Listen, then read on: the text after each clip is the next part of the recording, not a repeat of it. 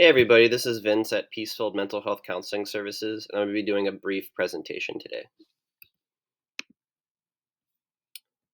So, welcome to our weekly video presentation providing support and practical strategies on mental health related topics.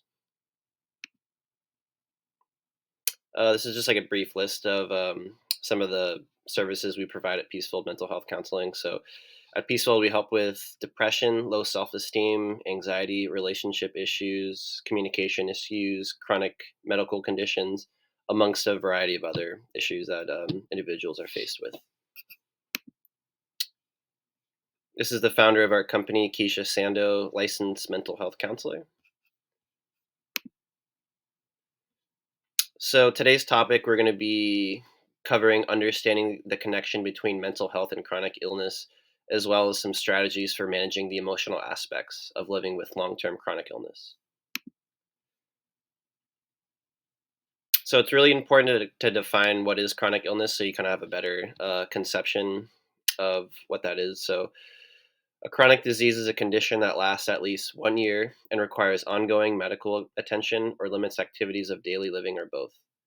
And this can include like a multitude of conditions. Some common examples would be autoimmune diseases, cancer, epilepsy, heart disease, HIV/AIDS, hypothyroidism, multiple sclerosis, and pain.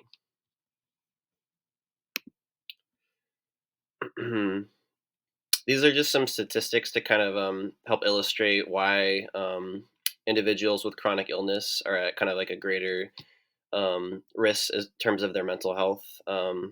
So this is primarily from one study, and as you can kind of see, the big three, so depression, anxiety, stress. This kind of illustrates that these individuals are at a greater risk for kind of experience anxiety, stress, and depression. Also, individuals with chronic disease experience more days of poor mental health than those without these diseases. And also, individuals with chronic illness are at a higher risk for insufficient, irregular, and poor quality sleep than those without chronic illness.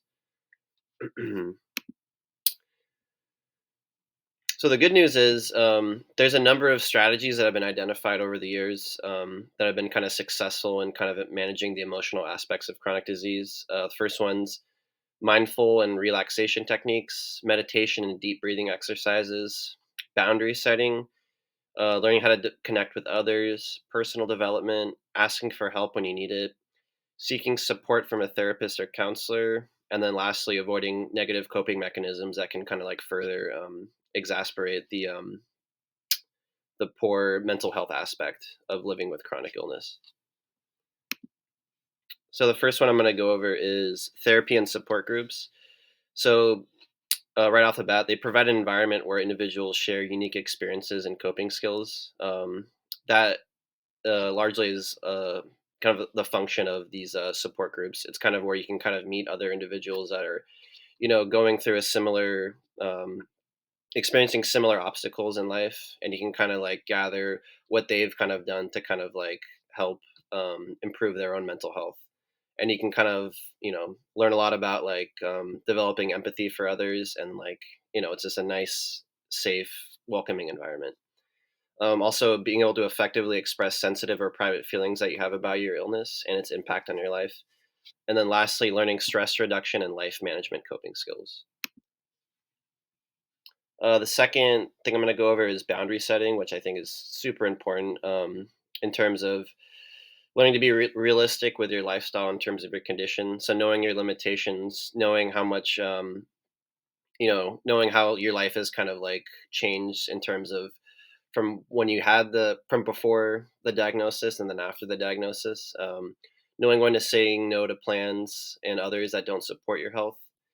Exercise pacing with your time and energy to relieve stress and burnout, so you don't get overloaded all at once. Also, addressing unsolicited advice and expressing the reality of your condition. And a good chunk of that is like knowing, being very knowledgeable, being an expert about your own condition. The last one is avoiding negative coping mechanisms. This is just like a small list. There's a ton of them, but the ones I'm going to go over. So, substance abuse can temporarily alleviate mental health symptoms, but can lead to severe long term consequences. There's also avoidance, so not dealing with the issue at hand, kind of like putting it on the back burner, can definitely cause more stress and anxiety. There's negative self-talk, so which can lead to low self-esteem, anxiety, depression, decreased motivation, and an over reliance on oneself and not utilizing your support network. And yeah, that's also a really big one. And a good chunk of that is identifying who's in your support network, and knowing how to like kind of lean on these individuals and rely on them without kind of feeling like you're a burden.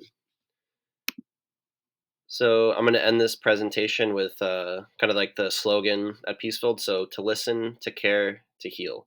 Healing from your trauma, finding your strength. Also, another little end note. So you're not alone in this. If you're someone you know could benefit from our counseling services, visit our website, send us an email, or call us today. And this is just all of our contact information. So, yeah, thank you. Appreciate you listening, and I want you to have a great day. Thank you.